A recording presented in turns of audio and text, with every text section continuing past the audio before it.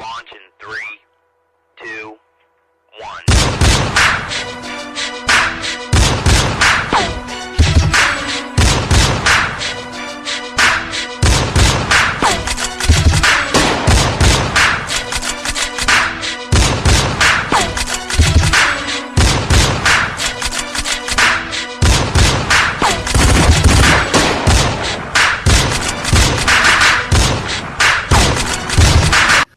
Thank you for everybody coming back. Hopefully it's not freezing anymore.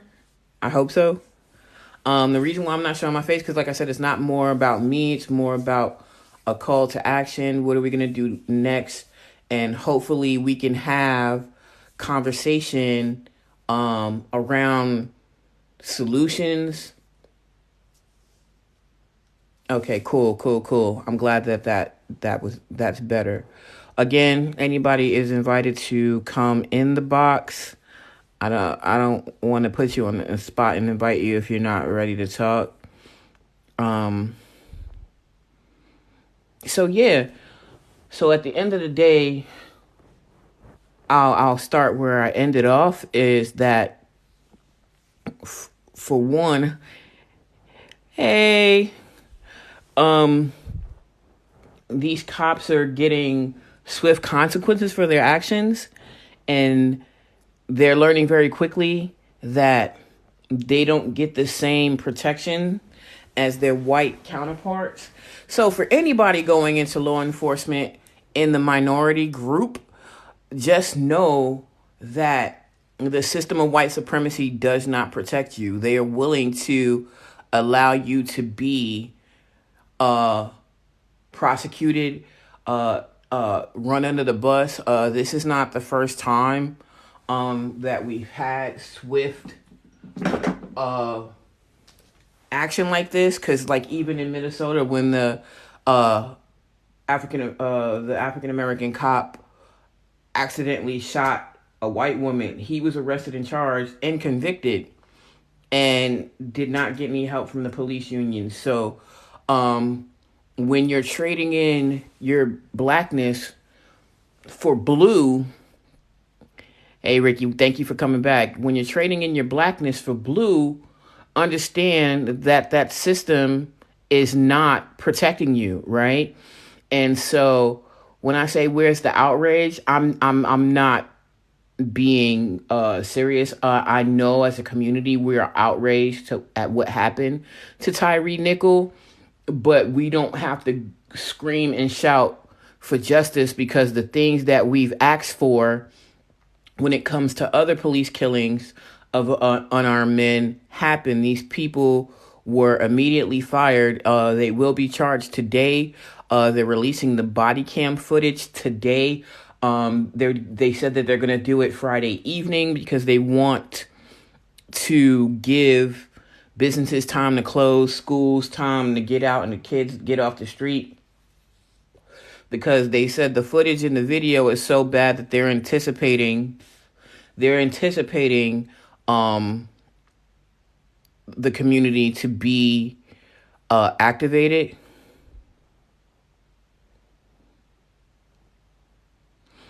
Yeah, and so even like that, but while we're still waiting for the cops to be identified, these cops are identified, fired, and will be charged as of Friday evening and they're already conducting a federal investigation as well. So when people say, what's the difference and where's the outrage from the black community about these 5 black officers who brutalized a black man, we don't have to be outraged, because the stuff that we call for to happen when police are in these situations is happening, where we call for accountability. And so we are receiving that accountability, but at the same time, the next thing is because, hey, salty sarcasm, and coffee brown sugar, we're getting what we asked for. We asked for a police accountability, and we're getting that. Also, because they're anticipating such a show of force from the black community. My next thing is, I agree outreach needs to be in the street, but I do believe outreach needs to be targeted to white communities and to the police force itself, because at the same time we do all of the protesting in the black community, and we understand that there are going to be bad actors and opportunists that show up and want to start looting and doing all of that crazy stuff. And when it happens in the black community, the city doesn't come in and then rebuild those communities back up. They leave those communities hoping that they're left weaker from what had happened. And I also think continuing to protest in black communities, uh, they don't care. They don't care. And I believe that if the protests start happening in affluent communities, I won't just say white communities, affluent communities, then we'll see more of attention being paid. But they're always willing to make examples of officers of color. And so again, when you trade your blackness for blue, you're literally going into a white supremacist system hoping that you'll get that blue wall of silence that your white counterparts get. And these five officers clearly are seeing that that didn't happen. It also doesn't help that none of these officers were on the force for more than 6 years. So they're pretty much still considered rookie officers. If anybody wants to come in the box and join me, because I'm super, super nervous, you're more than welcome to come into the box.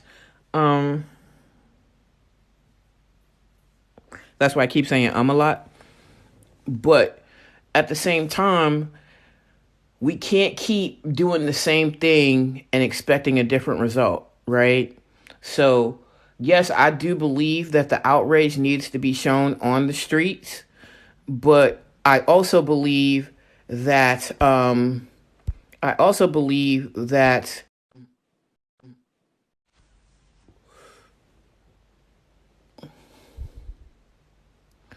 I don't know what happened with coffee brown sugar. I hope she comes back up.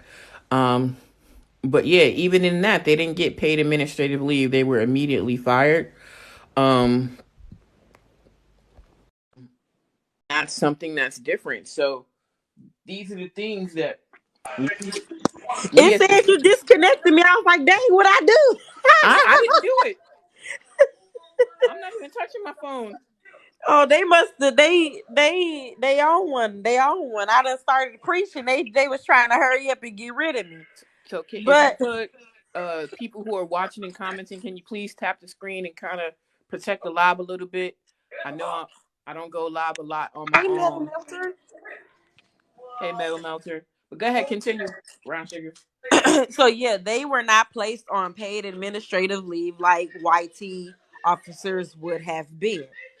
With them, they were like, okay, let's make an example out of them.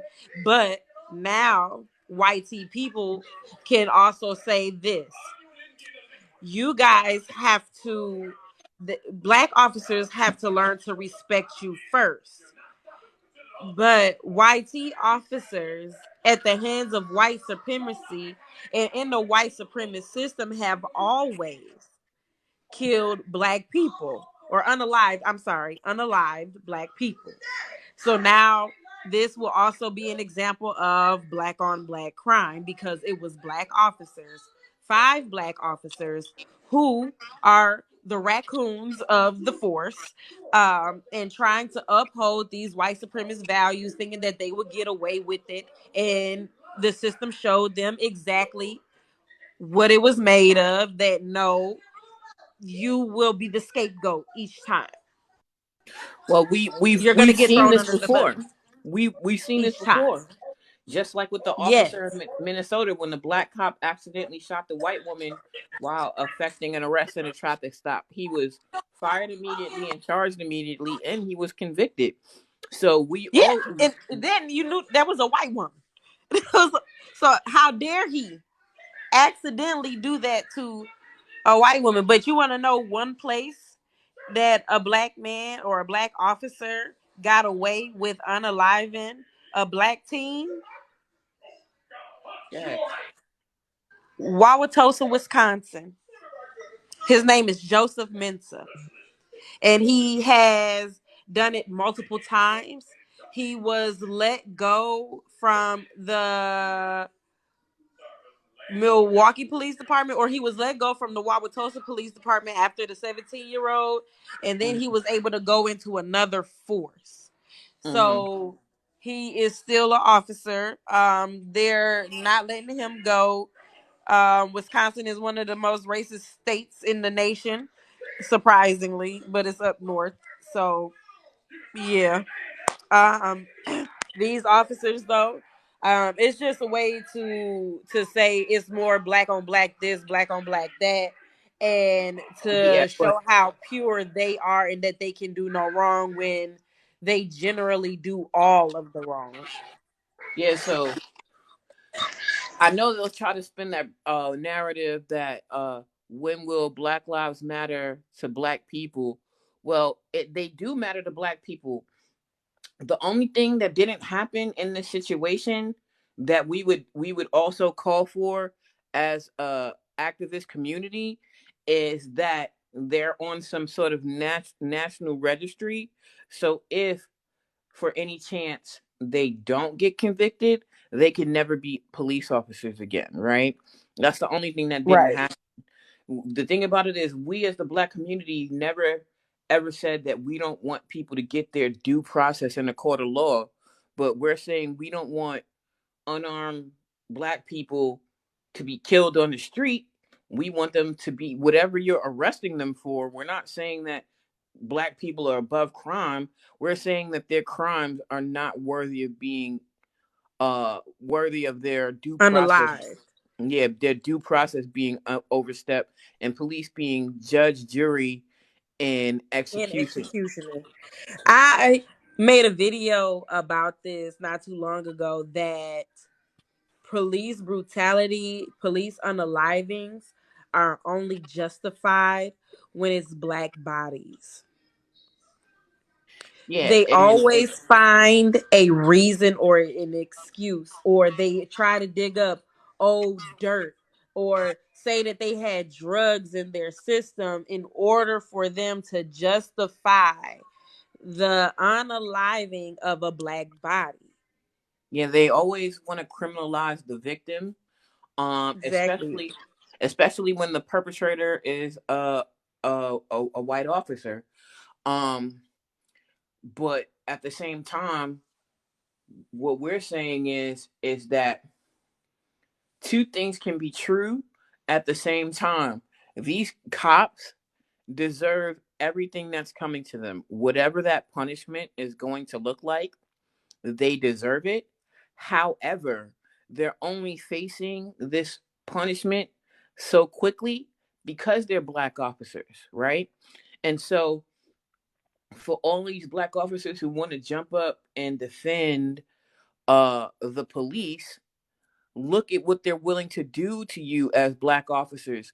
Nobody from the police union has jumped out on the news making a video trying to criminalize uh Tyree Nichols. The media is not trying to spin the narrative. Brown Sugar, I did not disconnect you. Oh, she said her phone is about to die. Okay. Um so they're not trying to create narratives on the media to paint the police in a better light. They're literally leaving these five officers, as they should, to every officer on an island by themselves. Um, and now they have to leave the protection of the badge and be charged and face the consequences like regular citizens, right? Um, I was trying to get Ghost back in here because he is in Tennessee, just to talk about the action on the ground. I saw that he said that they're mobilizing right now as they speak. I do appreciate anybody coming in, um, and know that this is a safe space for you to uh express your feelings, because as a community we have a lot of feelings. And people may not agree with me. People may be like, the wherever the protests happen, it should happen. I don't agree, because I just feel like our communities are always taking the hit, and I don't think that that should continue. Um, I think that at the end of the day, these affluent communities need to feel what our communities feel. And they need bodies and people to show up in these affluent communities. Um, Hey Tracy.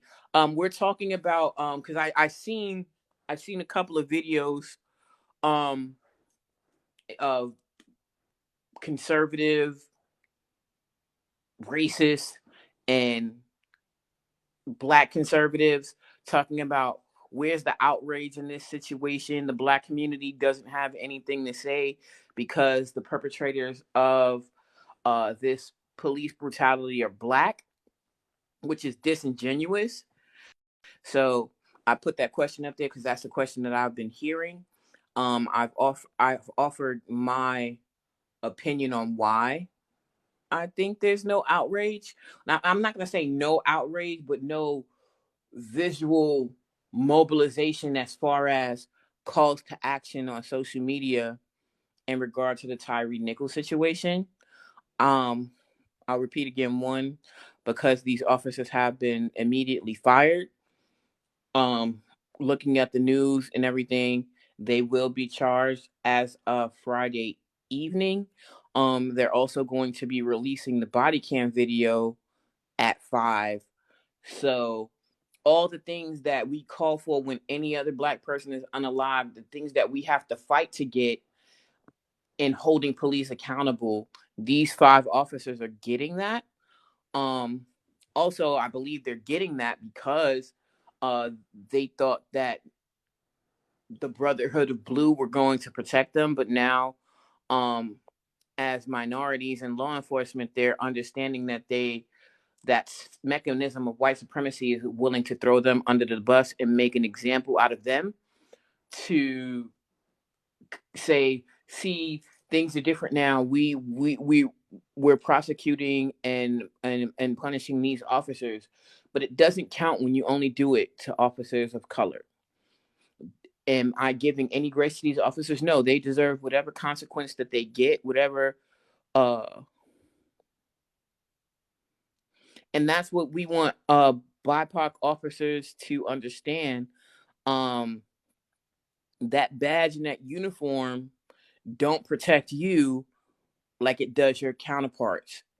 Because, like I'll repeat again, by this time we would have already had so many police on the news, um, as far as former police union reps on the news, creating a narrative to put a shield around white officers that these black officers are not getting. They've literally left them out on an island by themselves to face the consequences of this, as they should.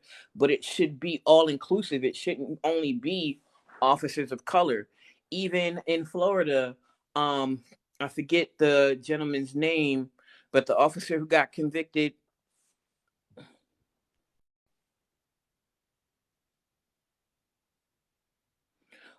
Are they being busted in from other cities? I saw that on the news too.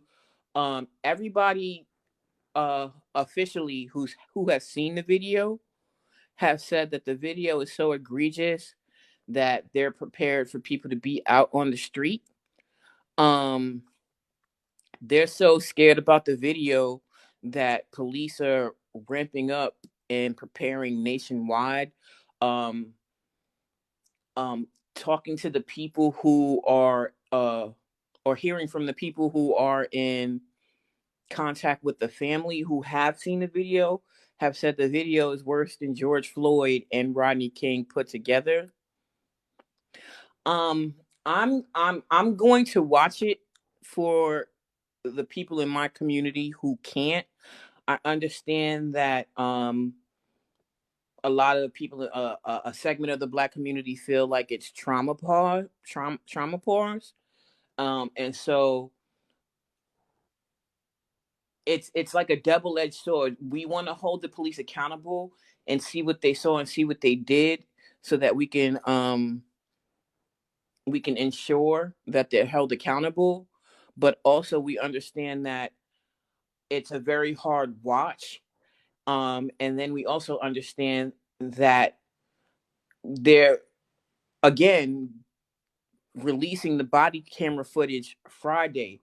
Normally, if the shoe was on the other foot and this would have been 5 white officers, we as a community would have to be begging and begging and begging for body cam to be released. I don't I understand that, job turkey. I understand that. I don't necessarily agree with it because their families are not those officers. I believe that those officers should be in danger. And at this point, even before the charges are officially read, just go ahead and turn yourself in so that that danger doesn't come to your family. Because at the end of the day, we're not. At least I'm not malicious, right?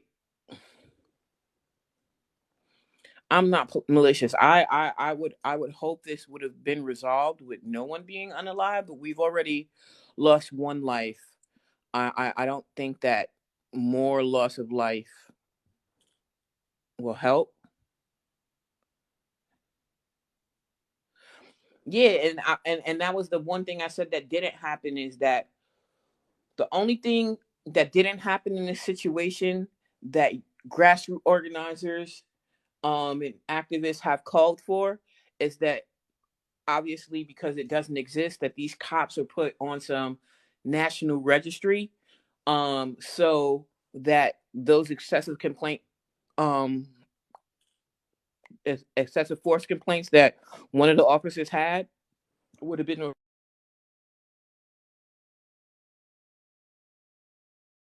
allowed to be an officer, or for some godforsaken reason these officers are acquitted of the charges that are going to be brought against them, they can never be officers again. So that's another reason why you don't see a visual, this is egregious, these officers did this and stuff like that, because at the end of the day, the mechanism of policing is not doing anything to cover for these officers to where we need to scream out. Now, do we need to lift our voices and shine a light on this situation?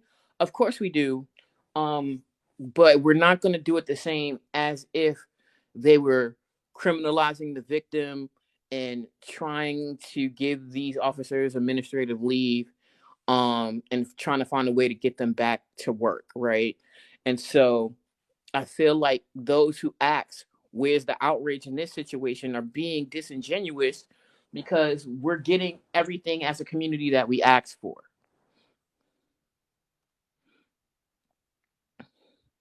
Um, Please don't allow me to monopolize the conversation. I don't know um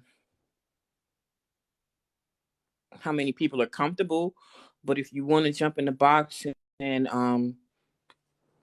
speak your thoughts, or if you have any wisdom for people who may be in a Tennessee area who do plan on mobilizing, and as I do believe that the community should mobilize, please feel free to jump in the box and request to come up.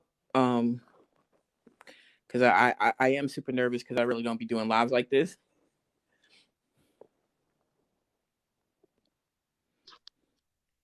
Hey Hello, Tracy, how you doing this evening, good sir? I'm fine. What I have a problem with this whole situation is we just got black cops that are really terrorizing their own people, and we don't have enough other black cops speaking on it either because this is not a new thing. This is not Mm-hmm. nothing that's new. I mean, I remember even, and yeah, it's a song, but KRS One was talking about black cops and how they were doing the black people in their neighborhoods. And you what bothers me the most is that you already know as a black person, regardless, most people know as a black person know what we go through with police officers. You become a police officer and then you be the same thing that you were going through or what other people have gone through to your own people. Well, And and what no, bothers me as men, especially these men, I'm looking at these men right here, these five men right here. But I've known some other good black cops, but I also know there's some other bad cops too, black or white, don't matter. But the thing is, this is what you're terrorizing your own people. What well, what? Go ahead. because uh, as we know, this is just like the scene in Boys in the Hood, where the Yes. black cop was more malicious than the white cop, but we know certain things to be true. You're going into a system of white supremacy. You're going into it thinking that you're going to go into it and change it, or be different, right? But then when you get there, and then you're not what you're trained in the police academy, but what they're doing as when they're on the street training, Hmm. they're training them contradictory to everything they've learned in the police academy. And then just to show that they are a part, um they will brutalize us harder than the white cops would. Now in this situation, a brother was unalive, so it's equal to what Hmm. the white cops do. But we in the black community know that we're just, because a lot of people call that as a solution, that we need more minority officers of color on the force. But we in the community who have been disenfranchised by the police know that that good old boy system will encourage black officers to be more ruthless, just to show that they're willing to be a part, right? Hmm. And then on the other hand, the some of the officers who just say nothing, who they don't actually take part in it, but they don't speak against it, is because they've been threatened. And there have been cases shown where they'll call for backup and people don't show up, and they're literally out there doing their job on their own, and most of the whistleblowers that do speak out are fired from the force, right? So Well, the even when I heard the story, and then I saw the story on Indisputable, and then they talked to some cops in the area, but here was what the problem was. They could not come on camera. They could not do an actual video. They could not put their name out there in fear of that only their lives, but their families' lives, and what you were just saying. And and the thing is, what I it's, it's not like now we're not privy to understand this stuff. Here's my thing: like one of the guys up there was already in the correctional system, and he got out, but he already had excessive force complaints. Mhm. And one of the things that I think I remember hearing, that a mayor in Ithaca, New York, did a lie detector test for every officer coming out of the academy before they even got on there. Mhm. Got to be, and what happened was it vetted out all the ones that could have been these guys or any other bad cop out there. And they don't even have, I'm not saying they don't have any issues, but they have less of those problems when it comes down to cops dealing with that. And what it is our system,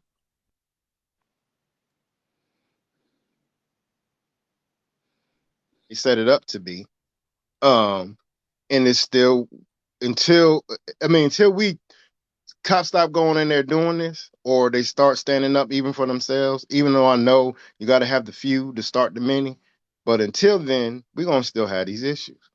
And I'm just in fear for more black men now and black women, because these five, if it's more than just these five, that's what makes it a problem. Because Mhm. we're talking about Memphis. there's other areas where in rural communities where there are black cops doing the same thing to Mm-hmm. those in in the neighborhood. So we ain't talking about just the major cities. We talking about rural Georgia, rural Tennessee, rural Texas. There are areas where, and then you got captains who are of color who are Yeah, okay with this. This ain't nothing new. This is not the first time they've done this. This is the first time they it's got not. caught. It's not. But even in those positions of leadership, where we have people of color in those positions of leadership, understand how much they. And again, I'm not offering these officers or officers like them any reprieve. Oh, they get no pass. They get no pass. They No. deserve every consequence that they're going to Yeah. face. But understanding the etymology of it, how many of those Hmm. officers got to their position of power by looking the other way and Right. respecting the blue wall of silence? And then, like I said, those who are willing to speak out, the officers that you call for, they're pushed out of the force. I just got finished watching a special. I believe it's in South Carolina. They had a good brother, and he was the only one willing to put his face on camera, and they forced Hmm. him out. He ended up quitting because at the end of the day, he got tired of fighting his bosses about the corruption that was in that department, right? So Right. those good officers who do try to be vocal, like the sister in New York, when she called out police brutality, they fired her, and it took her almost 20 years in a lawsuit to get her back pay and finally get compensated for being wrongfully terminated. So at the end of the day, we can say it needs to be torn down, built back up again, defunded. All of those things need to happen. But Hmm. as a community, I just wanted to put a visualization that we're not quiet just because the victim was black and the officer was black. Hmm.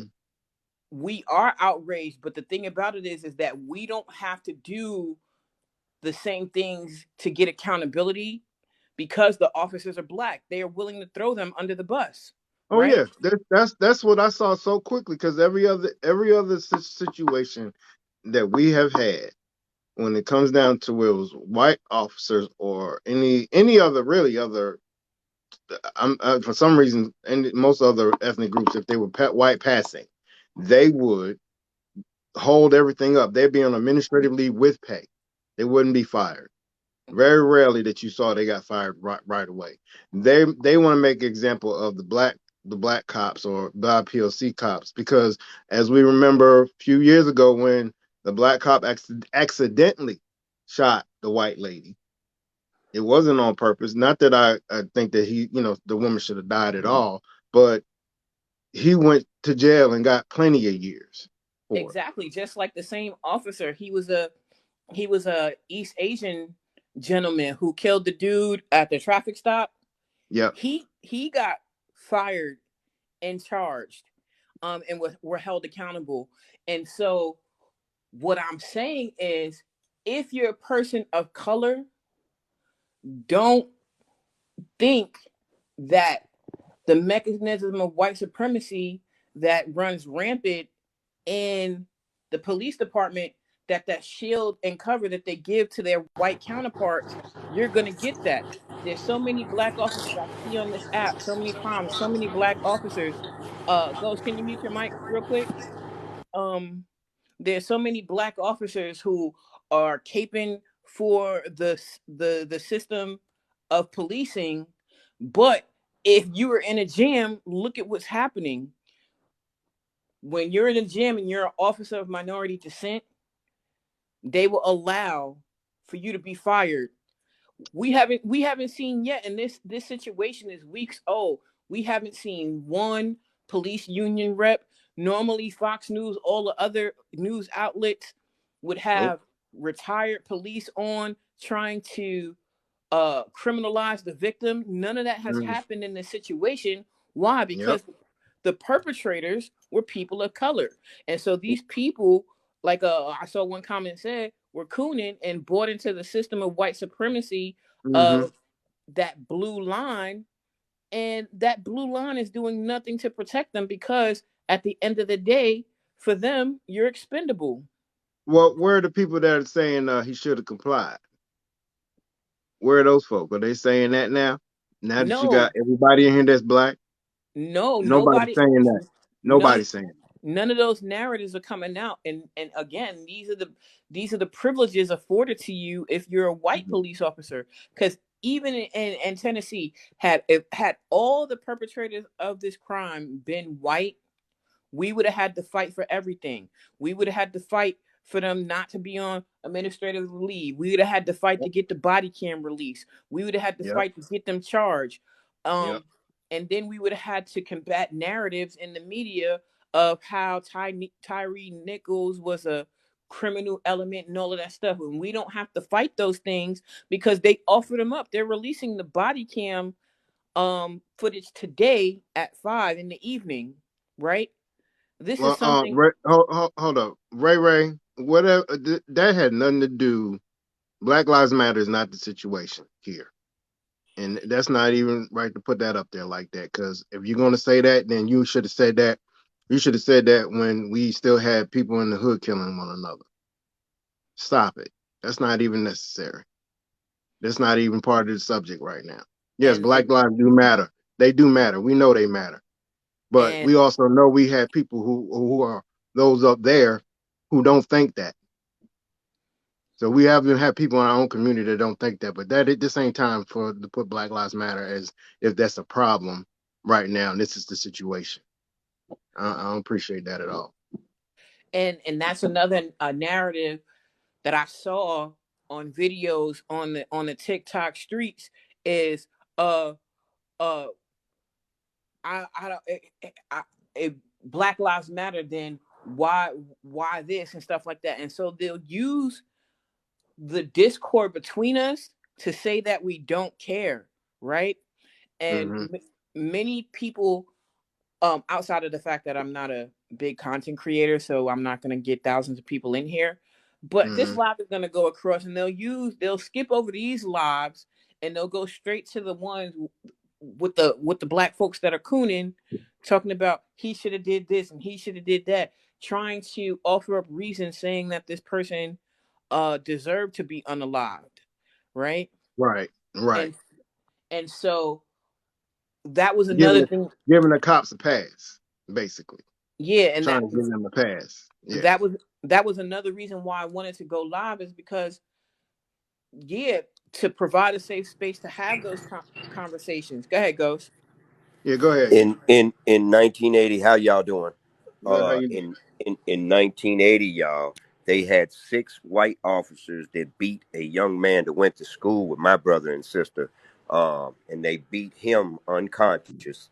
And that young man to date is still in a coma in a nursing home that I do a lot of repairs on. Mm. And they acquitted all six officers.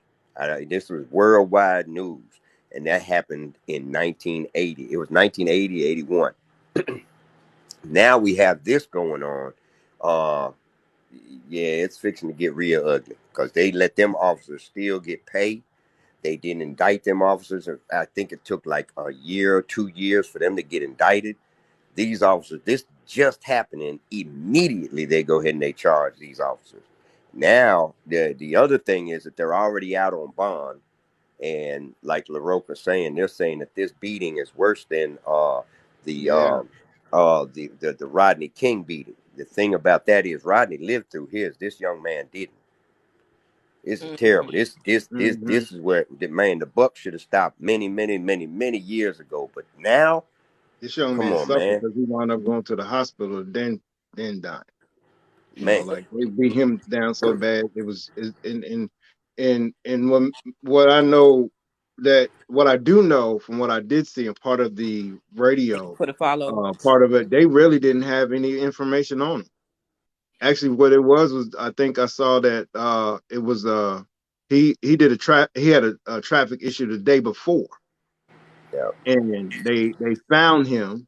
Then they they asked for the information to dispatch on his license plate then. So they really, when they stopped him, they didn't even have all the information they needed. It's like they were going after him. Like It they was were And this. looking to get him. the This thing the that's thing. coming out now is that he was dating one of the officers, either the wife, Mm, ex-wife, or a baby mama. There's something involving a woman as well. They do what they call contextual stops. They'll say that they are stopping you for a traffic violation, and hmm then because of that, they can run you and try to find other reasons to have more of an interaction with you. And that's one of the things as a community that we want to stop. Like if you are going to stop us for a traffic violation, it shouldn't be more than that violation. Stop trying to fish for felonies or having a reason to arrest.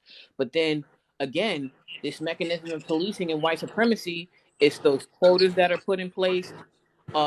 It's that good old boy system that's put in place. And so when Yep. we say to dismantle the police system, these are the things that we want to have dismantled, right?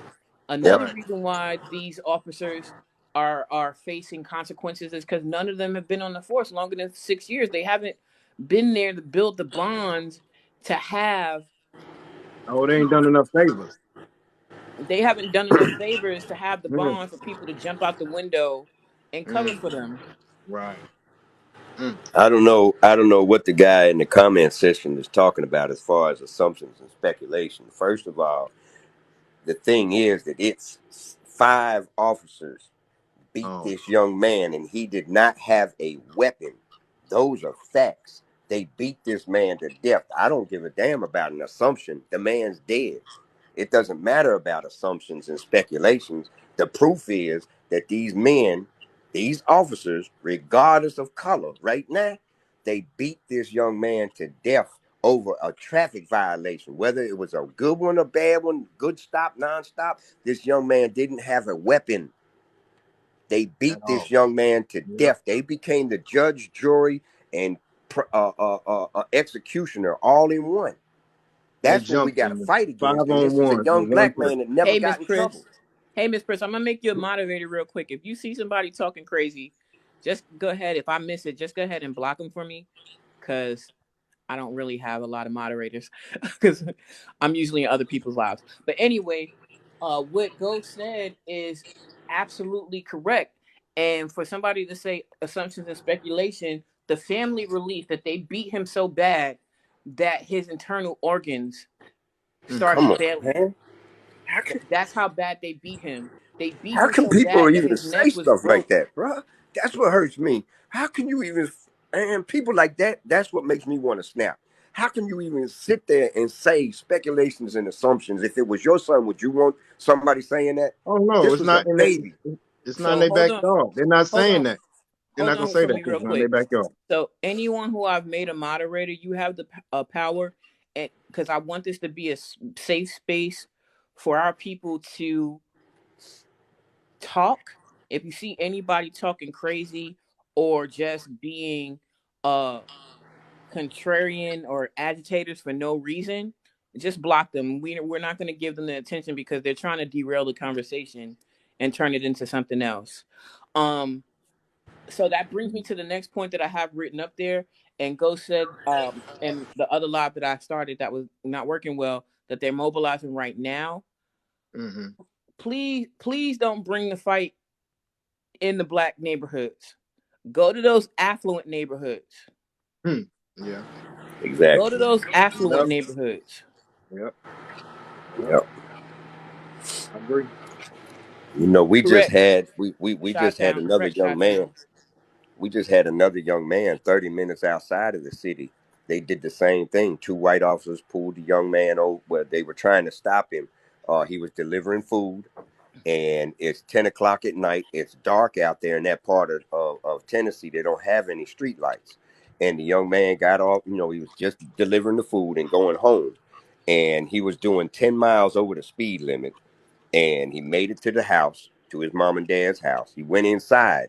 The police officers kicked the door open, ran in the house, snatched this young man, and beat the brakes off of him in front of his mama, smacked the phone out of her hand, told him to shut up, and this is all on the news as well. Um, in Oh, Tennessee, Melinda, they have been charged. They bonded out. They're going to actually speak on their charges today as they release the video. So they haven't only been fired; they have been charged as well. And for another yeah, comment that says, I think the white community and the black community need to stand side by side. Enough is enough. I agree. The only thing about it is that when we say that and it does happen, I did mind you, Miss Chris. When we have that, we don't need the what is the anarchists and the ACAB crowd trying to turn it Mm, into something else. Yes, right. we believe in ACAB, but we want to stay very focused on what the call to action is, right? Because that's kind of what happened with the George Floyd protests. A lot of those protests, white and black people were standing side by side, but they were screaming very two different messages, right? mm, Well, there. And our Mm, white allies, I'll say with air quotes, were screaming about things that had nothing to do with George Floyd. well, I mm. think we protest differently. Ghost, mute your mic real quick. We protest differently, and there's different. And I've watched that over the years of just seeing different ways when when allies. I'm gonna say allies, not accomplices, because there's a difference. Allies that come in and try to help out, and they think they can protest like they protested other situations, and it's not the same when you're protesting for black folks and people of color. You just can't do it that way because we're like you don't need the Edis Predis Bridge thing situation going on again, because when white folks get together and they go protest, they don't have that issue. When the KKK and the skinheads get together and the neo Nazis get together, they don't have that issue. They don't stop them. They actually sometimes get escorted. But when we get together and we're being very peaceful and they're being antithetical to the community, it's not the same. And some folks that they can do the same thing with us. No, no. If you're gonna use your white privilege correctly. Use it like I've Exactly. heard other people that stand in front of the people of color, because they really not gonna do much to you. And if they do, it's not gonna be that as harsh as it would be for us. So Exactly. if Because you're like going we out just there, Exactly. had, follow the plan, follow the leader of the person who is out there. hey Inferno. Um, yeah, hey Inferno. Hey neighbor, man, I ain't know you was here with me. um, and another thing, I'm gonna bring up that whole Cop City thing situation that happened the other day. Like last week, my son was out that way and couldn't even go to where he needed to go to because of the protest that was going on. And what they're doing and they're doing some of the same things. They're hurting people. They're And, releasing yes. the body cam footage. They said sometime today after for you guys, because I'm in the UK right now, but they're Hmm. saying Friday they're gonna release it sometime after 5 p.m. because they're expecting, because of the egregiousness of the videotape, they're expecting people to be on the street, so they want to give the kids time to get home from school and businesses to board up and stuff like that. And that brings me Hmm. to another point. Hmm. Go ahead. they I want to they hear this. will they will make sure that they have their T's crossed and their dot I's, because like even today, Thursday, before knowing that they were going to release it on Friday, they're amping up police presence in hot spots where people have protested before in anticipation of what's going to happen. um at the end of the day, when the issue is with the police, the last thing that you need is more police. You don't need more police. No, because that's what people are already upset about, what the police did. And if you listen to the people, you won't have to. If you do what's right by the people, you wouldn't be in this situation. If So you to Miss stop the Chris, corruption in the first place, we wouldn't have this situation. You stop these kind of cops from coming in there, would we be in this situation? No, you still ready now to play preventive maintenance on everything else, but you didn't do it beforehand. yeah. And Miss whoever's Chris, still just talking about point where's them out Black to me Lives and I'll Matter, catch them if they don't let you block them.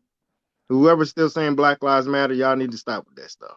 The thing about it is that you're like, who's gonna hold order The thing about it is, if police were holding order, then we wouldn't be here, right? Right.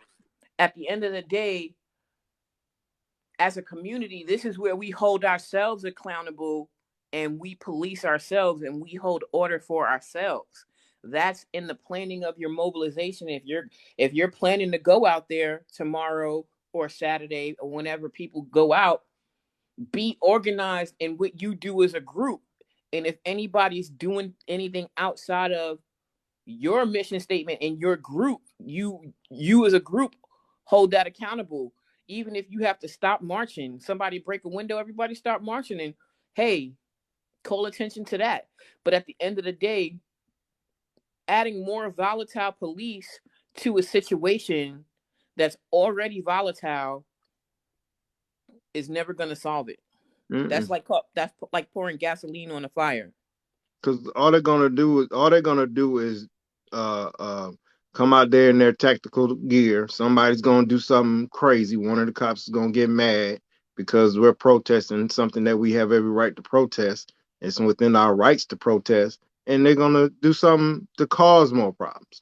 Good evening, You welcome know, in everybody, and understand this. And they're anticipating, they're like even everybody in the upper echelon, people that we would not normally trust. They're anticipating that this video to be so bad. They're anticipating nationwide protests. So understand the protest laws and what's on the books in your state, because in states like Florida and Oklahoma, normal citizens have the right to run people down and not face charges. So know what you're doing.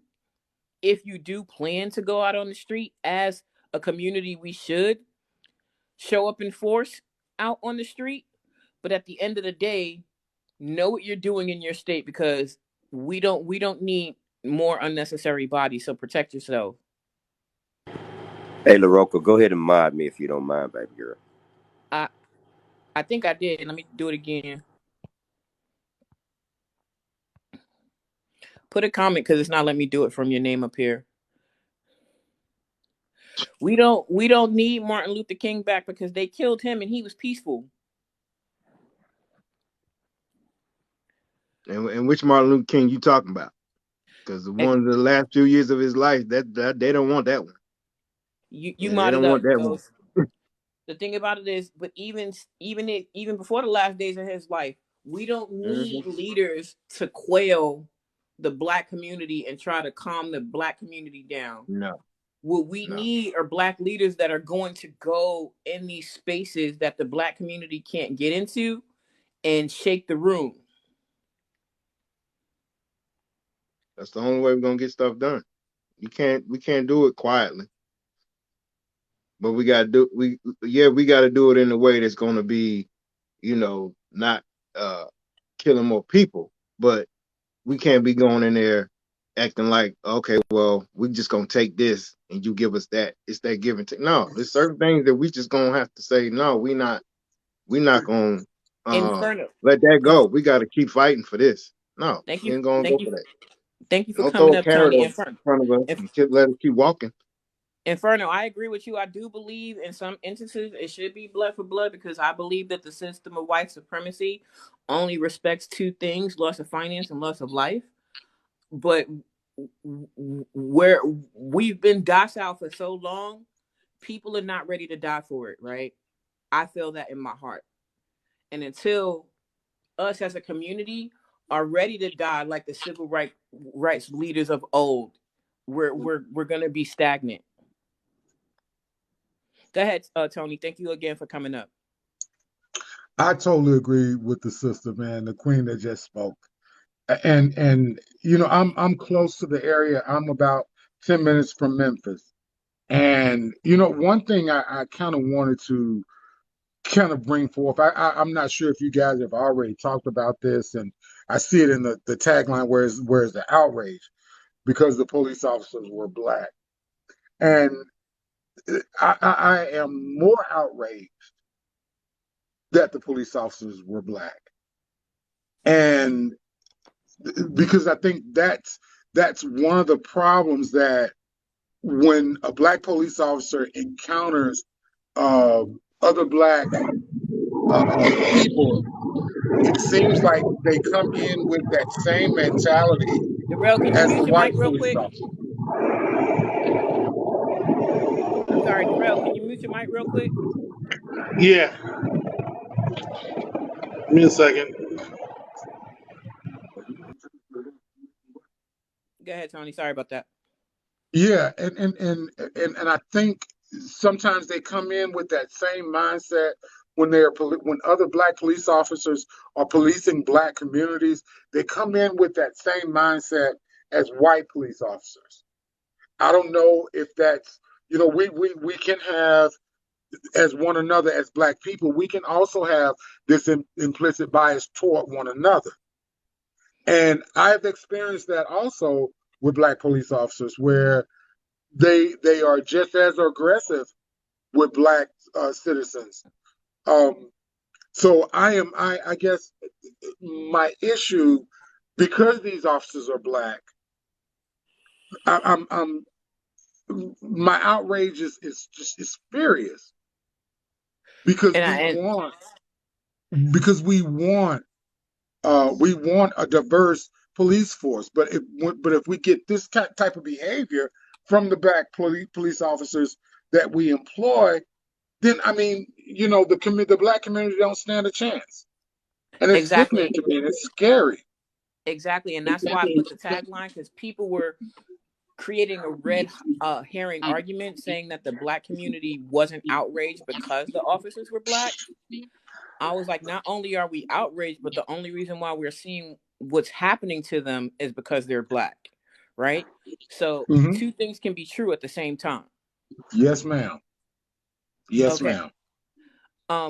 Did you have any other points that you wanted to bring up, Tony? I did, and I'm gonna say this, and I'm gonna be quick. And what I want, if there's black police officers that are listening to this live, I think this is so important. Stop thinking. I want black police officers to understand that you do not have the same privilege as white police officers. You do not have the same privileges. You really don't, when it comes to being held accountable. Um, Go ahead, Darrell. Before you start, it has been on the news, but the thing about it is what we have seen, just like Tony said, they're not getting the same privileges as their white counterparts, because even though it has been covered on the news, they're not offering counter narratives to criminalize the victim for these officers. That part I agree with, but um, the one thing that really hasn't been brought up a lot, but you guys have definitely brought up, is the fact that their counterparts, the white police officers themselves, had this been them, there would have been the serious cover up on it. You wouldn't have had such swift justice. You wouldn't have had none of that. I think that's the part that everybody is missing. I May I agree. If you interject? really think about it, huh? I want to interject before you go on. I think what we were saying is in some of the commentary is that black police officers are being charged for misconduct more than white police officers. And the statement that I Yeah, made was, yeah, let me finish, sir. The statement that I made about black police officers thinking that they have this same level of privilege as white police officers, that's a facade. And that's why, and big when you time. see the quick reactionary, that there's a imbalance. When you have black police officers that are stuck in these situations where they commit these crimes, yes, you're going to see white black prosecutors are going to make example of these guys. And my point was for them to understand that black police officers do not operate with the same privilege as white police officers. All Yeah, right, we're and I gonna think let. that I think they're you sending us a came in a little message. late because we did bring that up. Okay, hold on. We're Yeah. gonna let Darrell go because Okay. he's been waiting to speak. If I'm quiet, it's just because I have to run and check on my grandson, but I'll be right back. You guys go ahead and continue the conversation. Thank you. Go ahead, Darrell. I'm loving you guys. Okay. I'm loving that you guys are actually hitting all those points. The one thing I will say is that I see it more as them sending us a message. And the message is simple. We're above you, and this is going to be the status quo. It's unfortunate, but I honestly think that's the message they're trying to send because it's all over America. I just want to get Basically, it pop in real quick and say that, and I'm gonna pop back out. so basically, what you were saying is that they're saying that yeah, we have privilege, but don't think you have the same privilege we got. You stay in Exactly. your I mean, place. yeah. Exactly. So I mean, you guys are nailing all the points and everything, but I really think that they are literally sending us a message. So as crazy as it is in this time, kind of expected of them. It's painful, and that's the only way progress is going to work. And these are the things we have to keep fighting. We have to fight through it. But like I said, I'm about to jump back out of here because I'm at work and it's time for me to go home. I'm concerned about those that we haven't heard about, the ones that we that may still be alive and are traumatized, those that have not come out to say anything that we don't know at all, because this is not just a one off. Like, and that's what, there's so many people that are scared to say anything. And that's on the cop side and those who have been terrorized by the cops, whether they've been white or black. And so if this is going on, we know with the black cops, how many in Mhm. Memphis and any other place where the white cops are doing the same thing, you know, and Well, and and that's the thing. Like, we need more than, and Memphis should not be investigating Memphis at all. They need to be no, outside people, and then but we already know most of the time what they're gonna do is try to investigate themselves. But brother, can I share something too? I hmm am in this. I live here in the area. Okay, and you have a lot of black police officers. You have, I mean, Memphis. I mean, the population, the city population is you have a lot of black. The population is black, and I guess the mentality of the police officers, the black police officers. You have a large presence of black police in Memphis. The mentality of those police officers have been that it's us against them.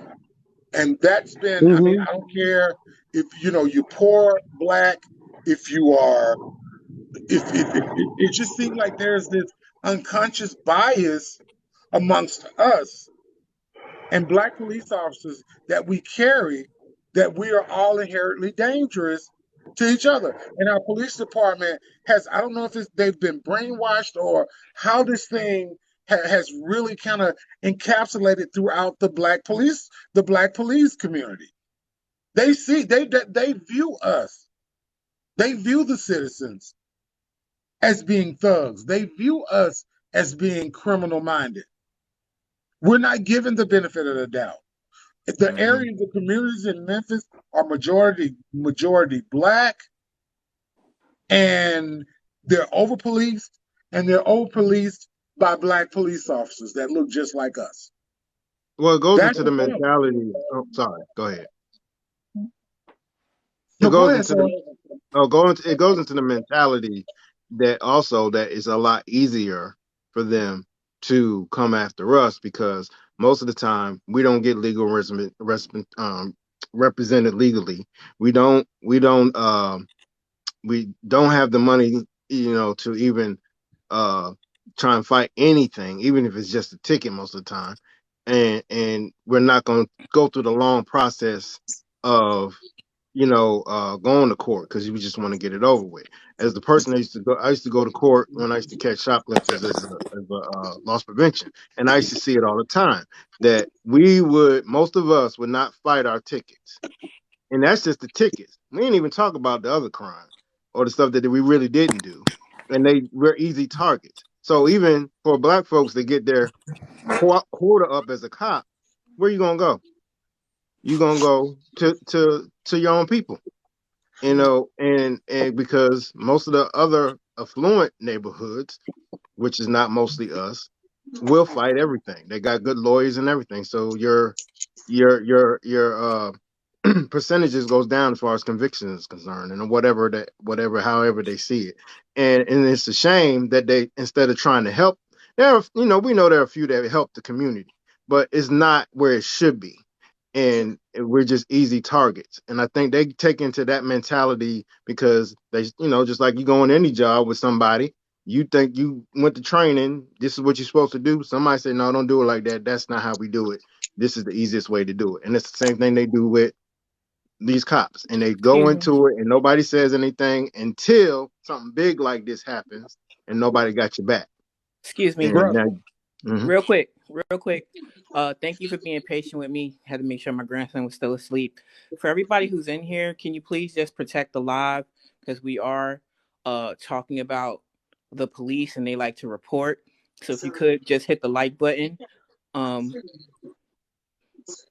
who was next? I wanted to kind of push back on a little bit what my brother was saying. Not that I don't agree, and I hope we can do this with one another to be able to push back against some of the things that we talk about.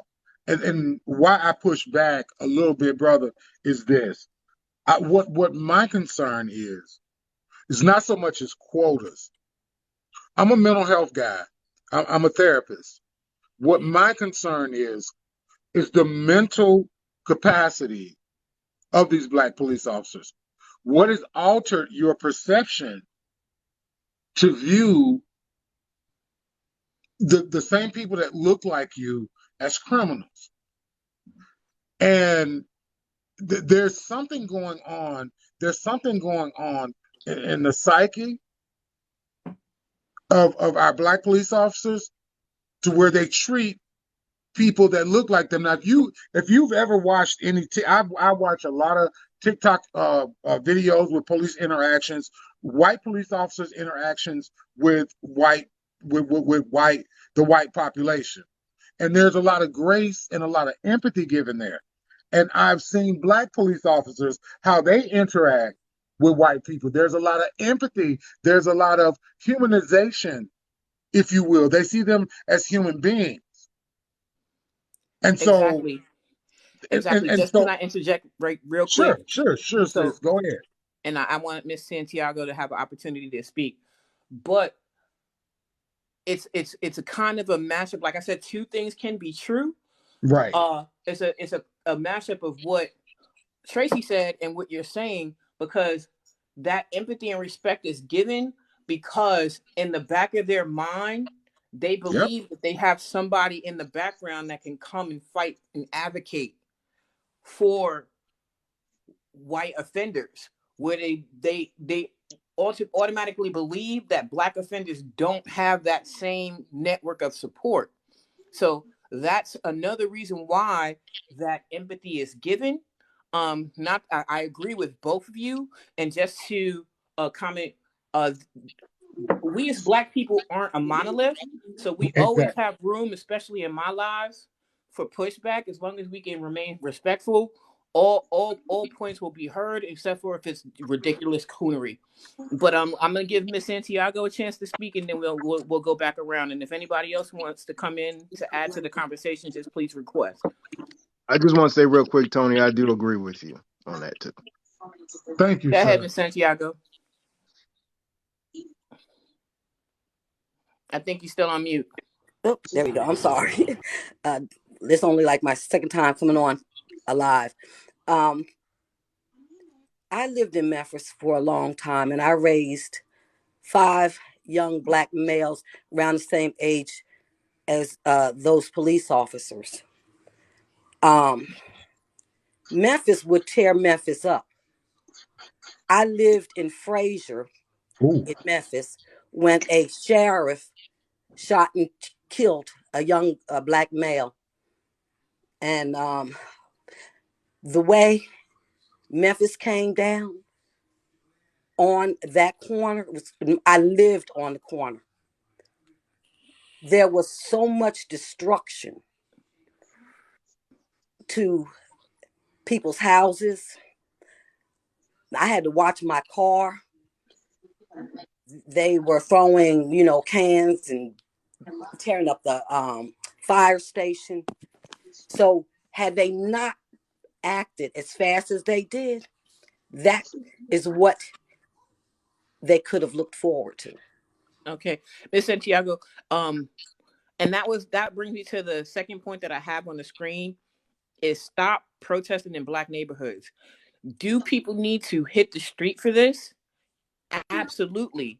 But take the fight to those affluent neighborhoods because they leave when you do all of that destruction in the black community, they leave those communities in disrepair because they believe it makes the community weaker. So take that fight if you're especially tomorrow after they release the video on the weekend, whenever you decide to go out, if you decide to go out, keep that in mind. Mobilizing other communities besides the black ones. And I agree with that. I agree with that. I'm not saying I agreed with what they did, and it's an unfortunate thing. But unfortunately, that's, man, and it breaks my heart. That's how they react. That is how they react. I've seen it in the school systems where they don't. It's like we're not teaching our children Just put in a emotional request. intelligence, and so everybody, you know, reacts violently, and it's an unfortunate thing that we have going on in our community. So where do we go to heal it? Where do we go to change these things? I hear all of us, everybody's always talking about what our problems are, and then we want to point fingers at each other. We are one big community, and we really need to figure out how we can come together and unify without that type of violence. I agree. LaRocca, I'm gonna drop out. I got some classwork I gotta finish up, but I'll be listening in. Okay. Thank you so much for coming up. Appreciate you I having me. agree. And that's why when I started this, I don't know how many people were here when I started it. I also want this to be a solution based conversation as well. And that's why I was like offering one of my solutions is don't take the fight. Don't don't initiate the fight in our neighborhoods, right? Because we're going to have bad actors show up. We're going to have opportunists show up and just take an opportunity because there are multiple bodies out, right? To keep the focus on where it should be. But also, we can't continue to do the same things and expect a different result. We always protest. The protest starts in our community. Our community gets tore up. The police show up again in our community and brutalize us more because we're protesting in our community. Take my one of my solutions is take that fight to the affluent communities, to the affluent police stations because the police that are policing our communities leave our communities and go over there. So go to where they rest their heads at. When we say no justice, no peace, you don't get to go home and watch our communities burn on the news. You don't get no rest until it's right. May I share, sis? Go ahead, Mr. Tony. I'm thinking about the great James Baldwin when he said that, to be a black man in America is being in a constant rage. And that is so true. And it's been prevalent from our existence in this country. And I understand the black outrage. I understand the black frustration with we've never really been taught how to really protest. We haven't. I mean, Dr. King and all those people that nonviolence and the way he saw it. But this generation of children, this generation of African Americans, we're changing. We're changing dramatically. This generation, where our generation was more forgiving, we believed in praying and turn the other cheek. This generation is totally different. Well, because we're living And in a generation of, like Tupac said, I'm sitting out starving and I'm asking you, please let me in. I see you got a full buffet and I'm asking you, I'm hungry. Please let me in. Please let me in. How many times we watch the generations before us say, please, please, please, please, please, please, right? But even in the Right. nonviolent space, we don't do what the people before us did. Before they went out on those protests, they had protest boot camps and they put people through everything that they were going to be able to face out there on the street. And we can't do that. We don't have rubber bullets and things like that. But like even before, like when something happens, we mobilize and go outside immediately, and we're not prepared for when the authorities push back. Hmm. And the civil rights movement, they prepared people for being brutalized by the police, being brutalized by the community. And one of the things in our strategy is having to get back to that. So when we have in air quotes peacetime, we're training people up to be vigilant on the streets, be organized, so that way we can, one, like I was saying before, catch those bad actors and opportunists who try to derail the message from what we're talking about to the destruction of property and of the city.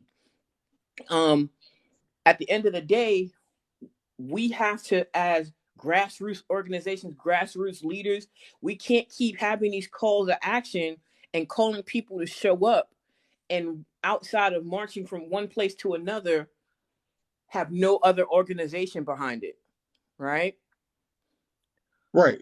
So what I want to pose to the viewers is this: your thoughts on voting, your thoughts on, we can be engaged in activism, but if we are not showing up to vote and and exercising that muscle that America say is the biggest muscle that we all have. I am just I'm just kind of, it's a scary thing for me, because when I think about the number of people who've given up on the political landscape and the political systems, young Black people, and it's hard for me to even find out where to start with my community. Do I say, we need to mobilize to vote, or we need to do these different things? I struggle with just where to start. Can I I mean, say something after you finish, sir? sure. I mean, I'm open, man. Okay. You know where this is just my thoughts and my opinion. We have our biggest muscle is our money, the way we spend our money. Hmm. The other muscle that is really huge here in America is our unity. When we are unified, we are one big. I mean, we are forced to be reckoned with. You know, I want people to think. And Here, can I we're jump here in America. Can you hear me? I'm sorry. No, I was going to ask, can I jump in right there just because I want to keep my thought while I have it? Okay, and then if I can continue from there, my thought. Okay. Go ahead. Yes. So I feel like it's, again, it's a combination of all those things, because what we Yeah. as this generation refuse to do is look at history, but we forget the organizations like CISC, right? So Mm-hmm. you can't have a protest with no political agenda to back that up. You Right. can't you can't engage in the political process and have no street action willing to back that up. So when we tell politicians, if you don't do something, this is going to be the repercussions, and in tangent with both of that, removing our dollars as well, right? So all three of those have to be present at the same time. Right. Right. Eh, Okay, where I was going with that is that we move this whole world here, us African Americans, Black Americans. If you look at anything that has been done all around this world, it's always started in our neighborhoods, ends up over there. So what I'm saying is, if we take that same energy that we put out in the world that's our music, our culture, and change the way we do things.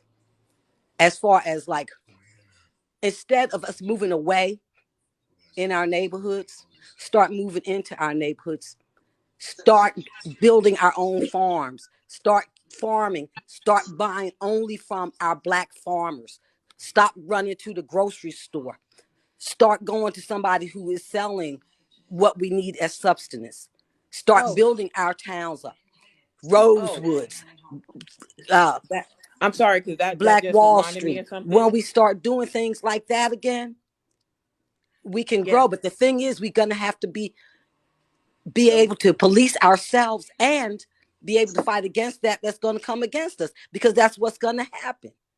They're yeah. going to come against us. May I share something? Oh, can I just say this one thing? Sure. I believe all of that starts with mentorship, right? Right. Um, You're right. and for the people who have the means and the time to do so, we understand as a family unit, our community, for whatever reason it happened, because that'll Yes, you're right. derail us into a whole nother conversation. Our Right. families are broken. Yes. So we need men who see households without fathers step up and be that father, be that Mm-hmm. example. Households without mothers or toxic mothers step in and be that example Yes, you're right. You're to the right. younger generation, because we have a generation of kids that are ready to fight, but they don't know how to deal with their emotions, channel their anger, things of that nature, right? Right. You're To the right. point where Mm-hmm. the best way to start is not when something like this has already happened. We do need to Mm-hmm. come together, but we have, again, in the air quote peace times, we have to do the work then, right? We need to go into these schools and show them that the community cares. The fact that we went from communities where people knew each other's name to people not even knowing who live on a block, that has to be different. If we're going to take anything back from the past, community has to be the first step. First Exactly step, what I'm get to know saying. your neighbors. Right. Exactly what I'm saying. We have to come back together again. Where if I needed egg and you had flour, we got it from each other and we And supported one another. It takes a village, they say, to raise one child. We have to and get I back to that mentality, and it's going to take more conversations like we're having here in this forum all over, because we do have in different neighborhoods men standing up to do exactly what you're saying, but it's not galvanized throughout the nation. We're not doing it on a broader scale. We because have I think small I pockets. and I think a lot of that is because we feel like if it's not amplified with visual representation media coverage, right, Mhm. Yep. that it's not happening. But Right. sometimes we have to do it just because. Like, I would hope that this conversation sparks some gentlemen and women to be like, I will be that for my community. I will Hmm. I will I will look at these kids that I see just hanging out, and instead of being intimidated, hit them with a how you doing, talk to them and see what their concerns are, because unfortunately this is not going to change with the older generation. We have to reach the young people who are going to be around when we're not.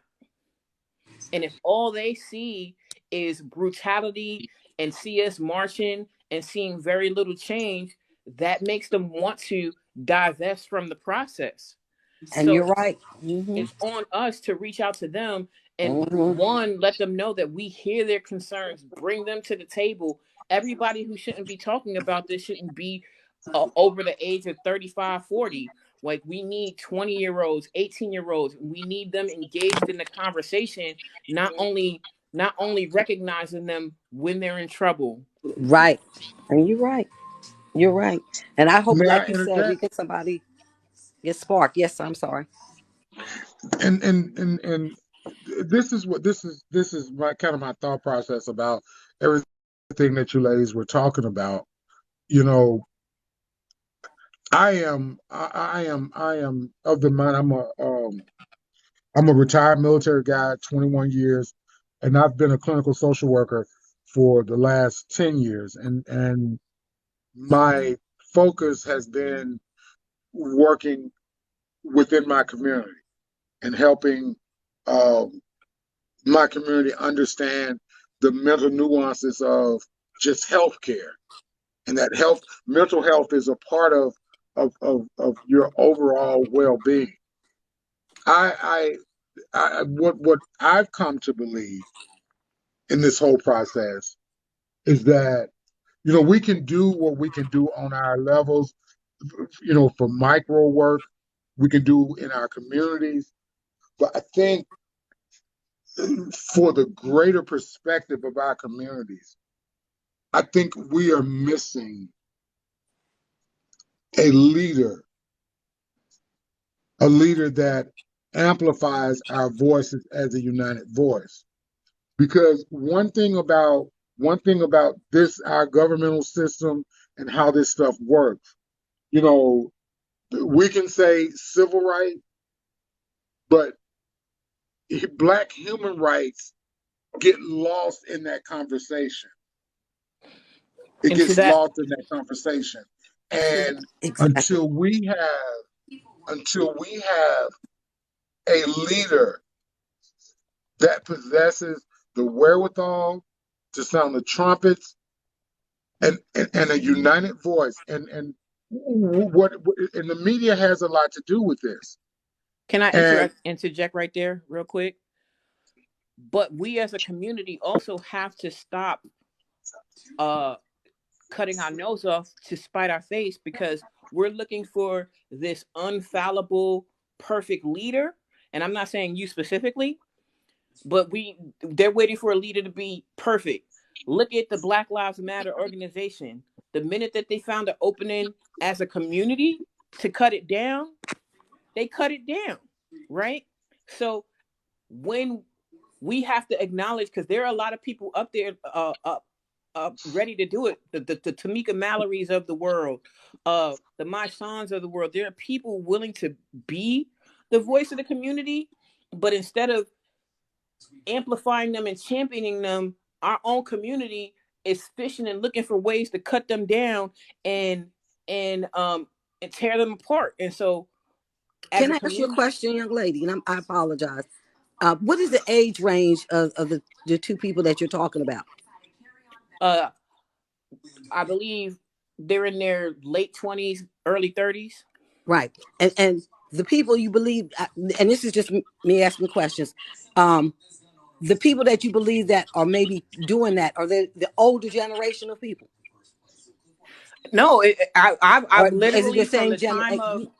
the time of George Floyd to Breonna Taylor, it's literally been across the spectrum. So everyone, not just a certain demographic. Exactly. Oh, well, It, that's sad. That's it sad. is And sad. and I just wanted to say thank you to the young man for his service.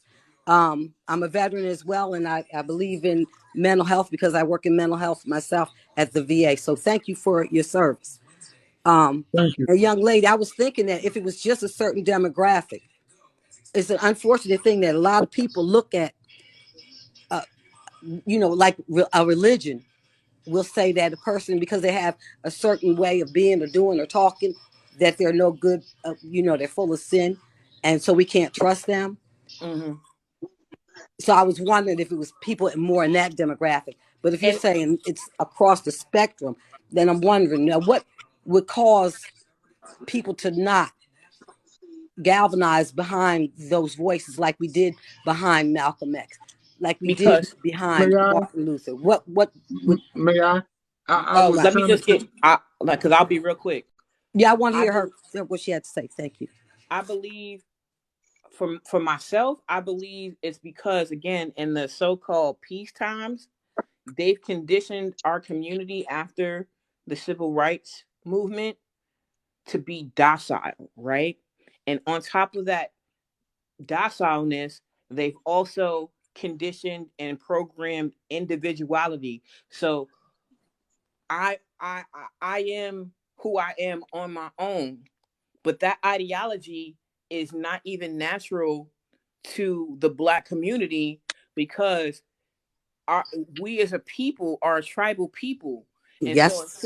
until we get back to that tribal mind frame, and it starts with mentorship, and and and, Hmm. and it taking a village, until we get back to that, we're never going to have that one unifying leader like we had with the Malcolms, Martins, and the Hueys, right? Because while one person is bringing us all together, the individualism of society is looking to tear that apart.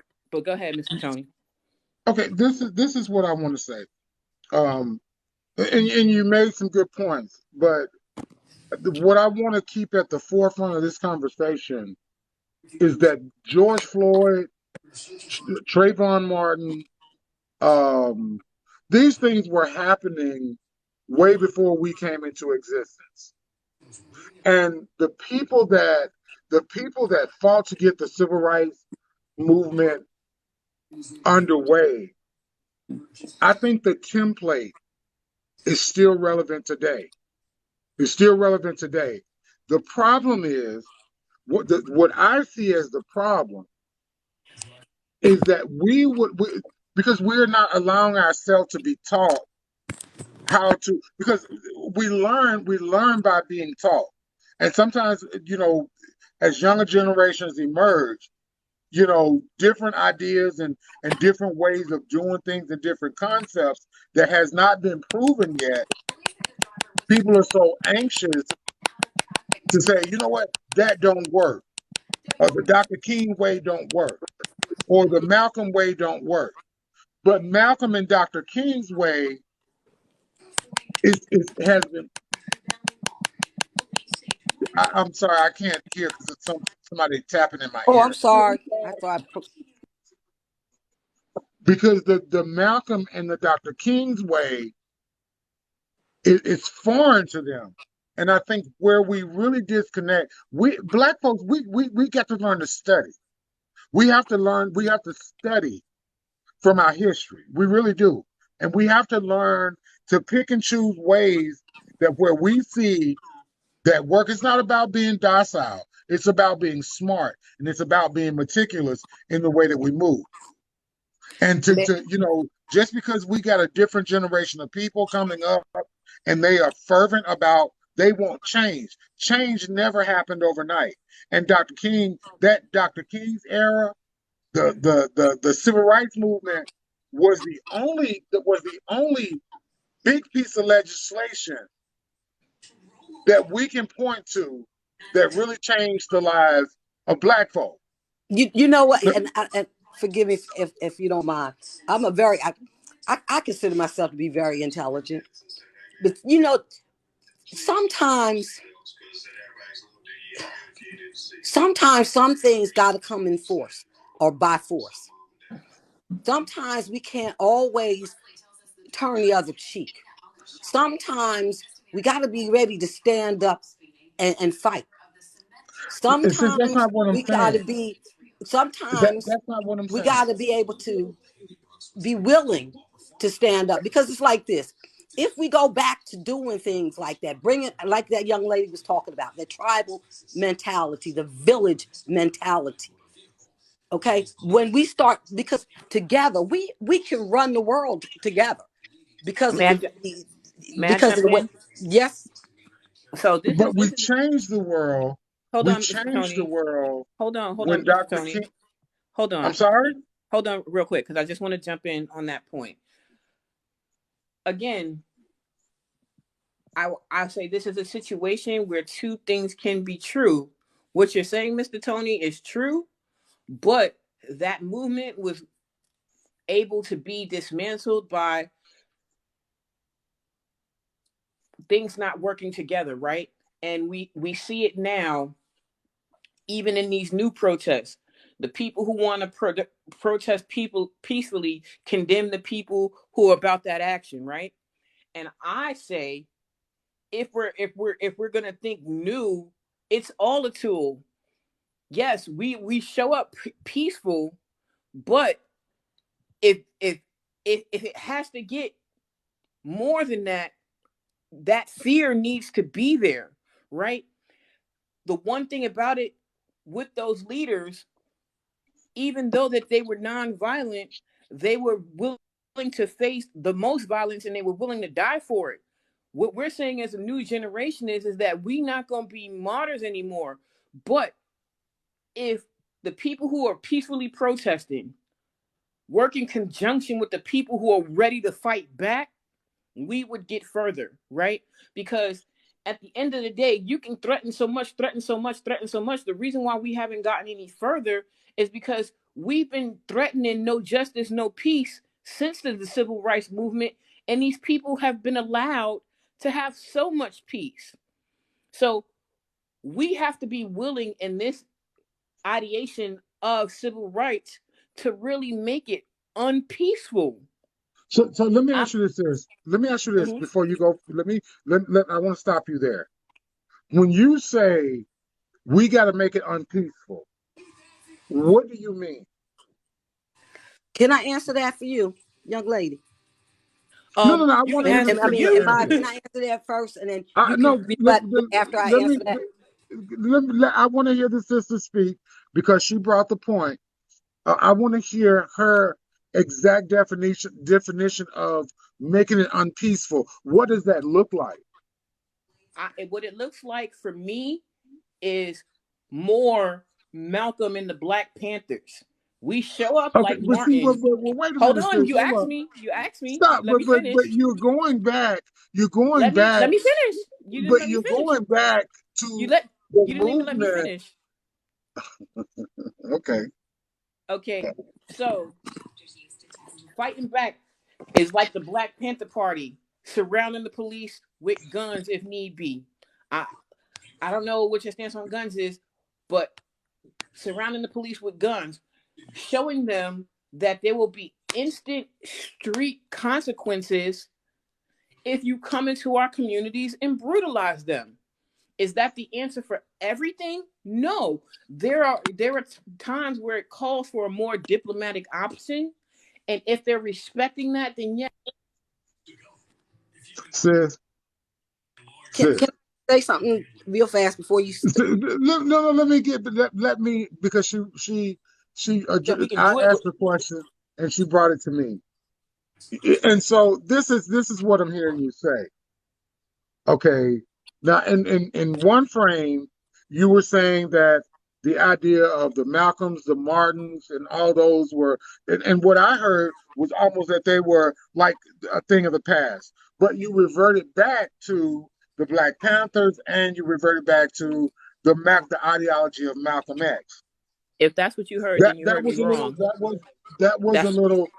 No, That you was heard a me wrong. I little. said all of those things need to work together as equal arms of the same body. Okay. So So can I that finish, please, ma'am? go ahead. Can I finish, please, ma'am? This is what I heard. This is what I heard. Okay. And you reverted back to the very things that I was talking about how the Dr. Kings and the Malcolms were so important that we have to educate ourselves and not lose focus on those things because those things they produce results for us. Even though we've regressed in that, but they were still things that actually work. But then in your pushback to me, you cited Malcolm, you cited some other things, and so I guess my point that I'm making to you, however, two things can be true at one time. I think and I'm going to continue to say this. I think that we are very uninformed as a people about about advocacy for our communities. We have a lot of voices. We have a lot of different perspectives on how we do things. But the only thing to me that produces results is things that are tangible and things that have produced results. And this idea to go and surround a police department with guns, I want you to understand that we live in a country where the political powers have control over our military, our police departments, and all of that. I don't think that's a productive way to do things. I think that's just suicide. Okay. We So have to wait, be wait, wait, very smart. wait, wait, We wait, have to be wait. very smart, and Hold on. the way we're going to be strategic, because that's a suicide mission. I Hold don't on. think any person, I Hold don't think on. any person is willing Hold to on. take that. Hold on. And that's where we differ, because if we're going to educate ourselves, as you said, we have to look at movements like the Black Panther Party, which was getting results. And their call was, don't think that you're going to continue to come in our communities and brutalize us and we not do nothing back to you. If you push us to the point of where we have to defend ourselves, we are readily able, armed, and prepared to do so. So you're speaking right into the thing that I feel is holding us up. Because at the end of the day, we scream no justice, no peace. And at the end of the day, they get to tell us when our protests are going to be over. If it's civil Sis, disobedience, I didn't do that. hold on. I'll let you speak that whole time What will you keep uninterrupted. interrupting me though? Because at the end of the day, you're saying things. You're telling me what you heard. That's not what I said. But in addition to that, I don't agree to say that it will not be effective. What worked back then, that template has value now, but it can't be the only template, right? Because And I never hold said on. that. Even Malcolm X said we need to defend our communities by any means necessary, and he was willing to get violent. Even towards the end of Malcolm's life, he said he feared the way he did it was the wrong way to do it. Everybody wants to Exactly. hold on. Hold on. Everybody wants to quote Malcolm on the peaceful part. One of the reasons that he got assassinated because he was moving towards the more volatile way of thinking, and No, that's history too. Malcolm perspective. I've read Malcolm X's biography. His perspective was about enemies necessary. He changed his perspective when he went to Mecca and had the conversation with Dr. King. That's when he began to agree with more Okay, of what Dr. King talked about. okay, So but the thing about it let's is see that when you're we talking about the Malcolm X biography, which was let's only. sis, let's when I'm we listening. I'm let's be listening, but correct and when we start to cite what people say now. okay. I'm sorry I had to mute you, but reading the Malcolm X biography, you have to do more than that. Interviews. He went to Mecca. He thought the ideology of the Nation of Islam, that's what changed his mind. He never changed his mind on being violent with the authorities that be. No one's calling for people to just go outside and start killing people. Not even the Panthers thought that way. But in And you're one right, young breath, lady. You're right, young in, lady. Can in I one can I breath, say something after y'all finish, please? okay, right after this, in one Okay. breath, you can't tell us to get educated on how they did things in the past and only bring up the civil rights model just because they got legislation out of it. They killed all the leaders that you're calling for regardless. Yes, we got legislation out of the civil rights movement, but Martin's still dead. So at the end of the day, every way we decide that we're going to fight for our freedom, the system at large is going to tell us that we're wrong. If we're peaceful, we're wrong. If we're aggressive, we're wrong. If we're violent, we're wrong. So we as a people have to stop caring how the system is going to look at us and match energy. If we show up peaceful and they allow it to remain peaceful, we stay peaceful. But if you come into our communities and brutalize us, you have to know that there are consequences of that, and the community is going to be prepared to, yes, put their lives on the line to save their people. And that's one of the things that I said in the beginning of this conversation, why I don't feel like we're going to get far, because even our civil rights leaders were prepared to die for it. We don't have a generation of people prepared to go outside and not come home. Do we want that? No. Is it a possibility? Yes. And until you look at that possibility in the face, reconcile with it, and go outside anyway, they're always going to have control over us. But go ahead, Ms. Santiago. I'm sorry. No, no, you get it, and that's it's basically what I was saying, but not saying it like you're saying it. What I'm saying is, we have to bring our communities together. Okay, we have to start. I'm not saying that we have to be segregated from them. They can be here too. You know what I'm saying? If we got some that want to be in here, that if they have that same like mind as we have, and it's all about our communities and each, like small places, like here in, say, I live in North Carolina, and say Fayetteville. We'll just pick Fayetteville because it's a big city, I know. If Fayetteville was all predominantly Black, we start only shopping in Fayetteville with Black-owned businesses, keeping our money right there. Black-owned farms, taking our money out there. Then start putting people in offices, okay? Start doing electing our officials from the people who are in our community, who really represent us, not those who do not represent us. Because right now, people say they represent us, but they don't. They represent their pocket and what they can line for their pocket, not for what I'll, they can really do for the community. I'll give As you we an doing example. that, now I'm going to have then I'll, our own police officers working I'll give within you an their example. system. I'll give you an example. Gary Chambers has Mm-hmm. been running in Louisiana for years and continues to lose. And he speaks the language that you and I are speaking, sister, but can't get the votes. And That's that's on the us. problem.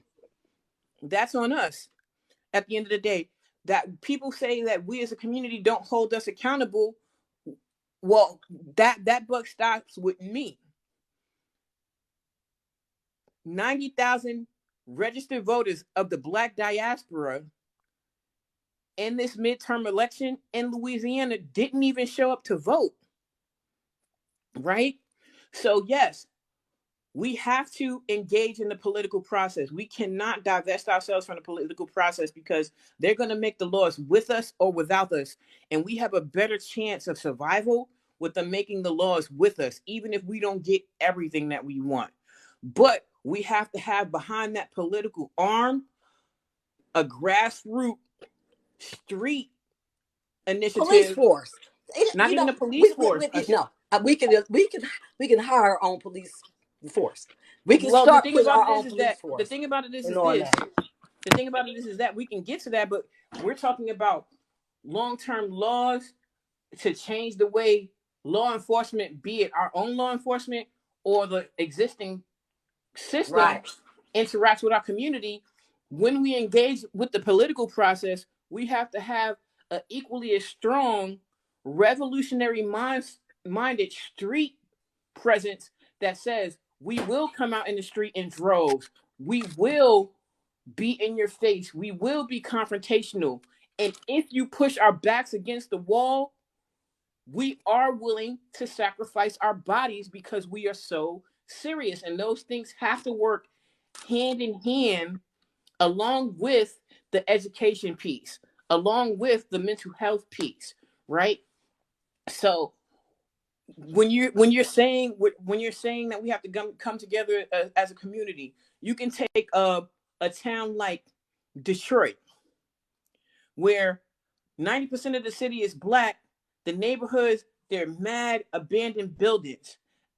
Start a crowdfunding to go buy those houses out and fill them with black families. Turn one of those buildings or houses into a black school, black hospitals, because we can't make a change until we have black hospitals, black banking institutions, and because we can say we're going to do everything black in the community, but as soon as we have to go out of the community into another community to get a resource, that's going to be the chink in our armor.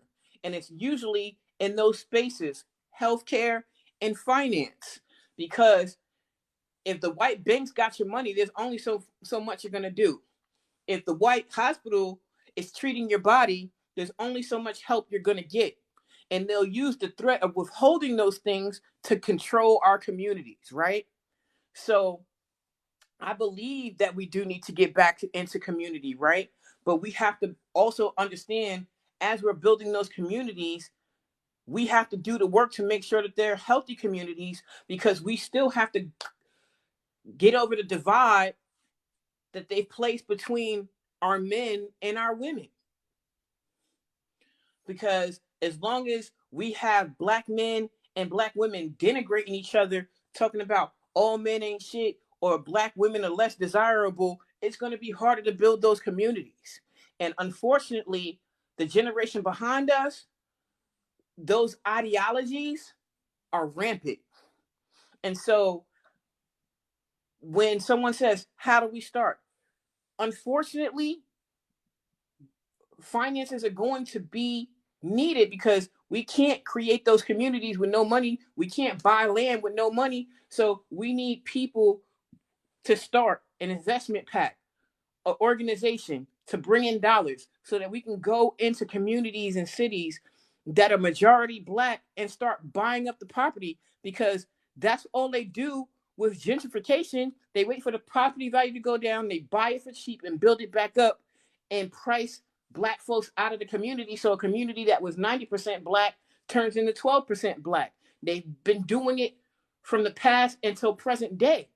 So if we don't get financially the people who do have means to give, to put their money into a space that we can go back and buy back a city like Detroit and start refurbishing those houses and putting our people in them, and developing the infrastructure to maintain that city, everything else falls by the wayside.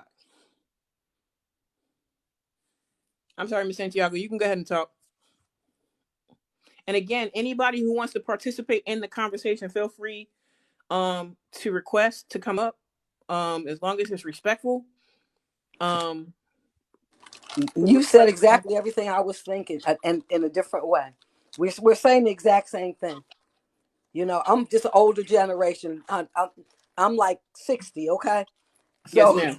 so our generation is there's a gap, but I understand and I believe exactly in what you're talking about. And the reason I'm using different words is because we're on TikTok. So I Mm-hmm. understand what you're saying. And hence, we need our own police force. If you understand what I'm telling you, Yeah. our own police force. Mm-hmm. Okay? So I understand exactly what you're saying. And I agree 100% in what you're saying. I I have no problem. I am army trained. I have no problem with standing up if something comes to my home and pulling the trigger and protecting my home. Mm-hmm. I have no problem standing out here if someone is my neighbor and they don't have it and I do. I have no problem standing out there to help protect Mm-hmm. my neighborhood. So I So get exactly what you're saying. like, Mm. what are some things that people say that we can do differently, right? It, Okay, when police are having interactions, we understand that we have to pull out our phones and record, because we need to right. record a record of what happened, because we know the media is another wing of the system, right? So that they can't control the narrative, we do need people recording. But don't just stand there and watch. If somebody's being brutalized, be willing to go to jail too. drop kick an officer if you need to, pull an officer off, end up in handcuffs too, because to be surrounding somebody who's getting brutalized and just screaming, "What are you doing? What are you doing?" is not going to stop them, right? That has to change. They have to know immediately, once a concern by the community is being placed, that you're treating this citizen unfairly, unjustly, and with excessive force, there will be immediate consequences. Just like we have to fear interaction with you, you have to fear the interaction with the community, that you can't just patrol by yourself and think that you're going to control that, right? Because one of the things that happens is like I said, if you have something to lose, that's a string that they can use to control you. No, we are unapologetically Black. We are unapologetically together. If you take one of us, you're going to have to take all of us. And just like you said earlier in the conversation, and I don't want it to seem like it was missed, for those people who happen to make it to the point where they do have those salaries that are exorbitant, stop leaving the hood. No other community besides the ghetto, the American dream is to leave where they grew up at. Most of our goals, we don't even know what we want to be. We just know we want to be something so we can get out of the hood. Why not grow up to be something so I can build something in the hood? Because if we don't do it, the white people will, and then they kick us out. How many doctors, lawyers, and stuff you get your degree, you move into the white gated community, and you want to be amongst them, as opposed to getting an apartment in the community that you came from and going to work and then offering some of those services to the community, knowing what we're up against. We need people willing to do that. Okay, Zara, well, just so you don't think that I was being antagonistic, I saw videos on TikTok about this situation, saying where's the outrage that as a Black community we weren't being vocal because the perpetrators of this crime were Black officers as well. I said that we weren't being as outwardly vocal because the things that we call for as activists, immediate accountability, firing of the police, charges being brought, body cam being released, all of that stuff is happening with these 5 officers. So we don't have to fight to get those things and be all over social media screaming about police accountability, because we're getting that with these 5 officers. Now we're getting it because those officers are Black, but we are getting those things.